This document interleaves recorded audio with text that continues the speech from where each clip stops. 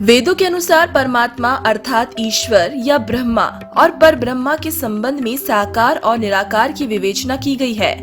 वेदों का ईश्वर अजन्मा और अप्रकट है, यही बात उपनिषद और गीता भी कहती है।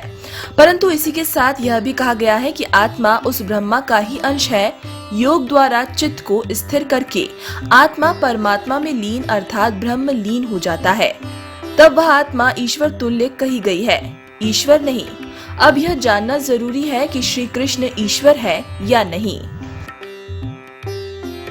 उल्लेखनीय है कि अक्रूर जी, अर्जुन और उद्धव जी के मन में यह शंका उत्पन्न हुई थी कि श्री कृष्ण ईश्वर या भगवान है या नहीं, जिसकी शंका का समाधान उन्होंने किया था।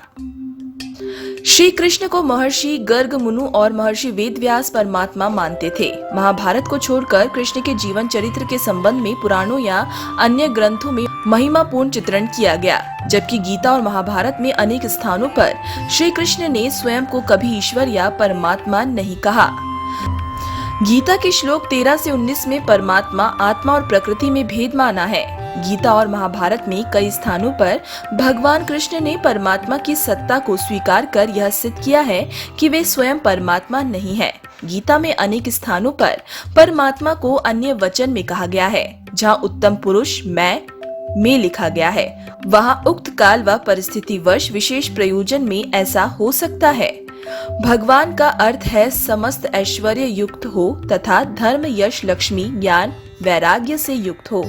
जो योग युक्त मोक्ष में स्थित है, उसे ही स्थिति यज्ञ, भगवान, अरिहंत या बुद्ध कहा जाता है। भगवान शब्द का उपयोग परमात्मा या ईश्वर के लिए भी किए जाने से भ्रम उत्पन्न होता है। कृष्ण के बाल जीवन पर अनेक किस्से लिखे गए हैं, लेकिन महाभारत में कृष्ण के बाल्यकाल का वृत्तांत नहीं मिलता। महाभारत के हरिवंश पर्व में ही कृष्ण का जीवन वृत्तांत मिलता है। महाभारत के पर्व में भीष्म द्वारा कृष्ण की जो महिमा का वर्णन किया गया है, वह शिशुपाल द्वारा आपत्ति लिए जाने के कारण ही किया गया था। यह सब वचन प्रशंसा के निमित्त ही कहे गए थे। भीष्म ने कृष्ण के उत्तम चरित्र को देखकर उन्हें नारायण हरि का पद दिया था। श्रीमद् भागवत पुराण में भगवान श्री कृष्ण को परमात्मा की तरह चित्रित किया गया है। पुराणों के कृष्ण ब्रह्मा, विष्णु और महेश से भी उच्च अवस्था में दर्शाए गए हैं। गोलोक और वैकुंठ लोक को अन्य सभी लोकों से ऊपर बताया गया है। यह उसी तरह है जिस तरह की शिव पुराण में शिव सर्वोच्च सत्ता है, तो विष्णु पुराण में विष्णु और शास्त्रों के पुराण में दुर्गा।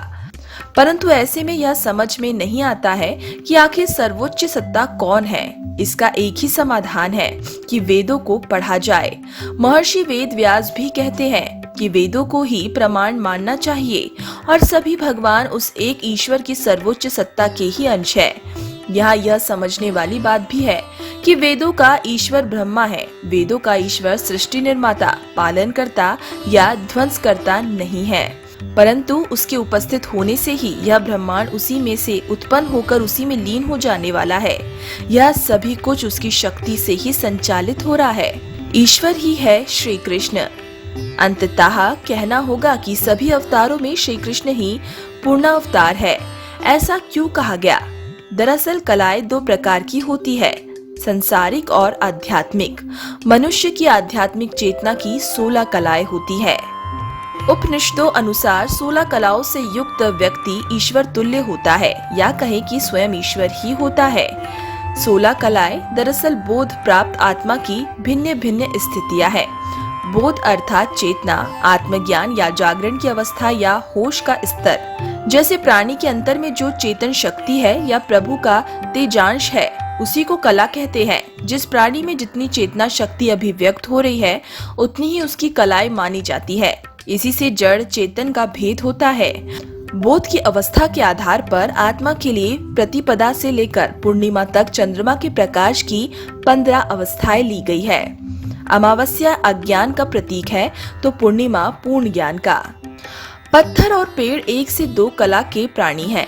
उनमें भी आत्मा है। उन्हें सुख और दुख का भास होता है, लेकिन उनमें बुद्धि सुप्त है। उन्हें भी अन्न और जल की आवश्यकता होती है। पशु और पक्षी में 2 से 4 कलाएं होती है, क्योंकि वे बुद्धि का प्रयोग भी कर सकते हैं। साधारण मानव में 5 कला की और सभ्य तथा संस्कृति युक्त समाज वाले मानव में 6 कला की अभिव्यक्ति होती है। जो मानव विशेष प्रतिभा वाले विशिष्ट पुरुष होते हैं, उनमें भगवान के तेजांश की 7 कलाएं अभिव्यक्त होती है।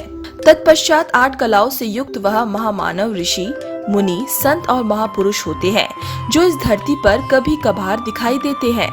मनुष्य की देह 8 कलाओं से अधिक का तेज सहन नहीं कर सकती। 9 कला धारण करने के लिए दिव्य देह की आवश्यकता होती है, जैसे सप्तर्षिगण, मनु, देवता, प्रजापति, लोकपाल आदि।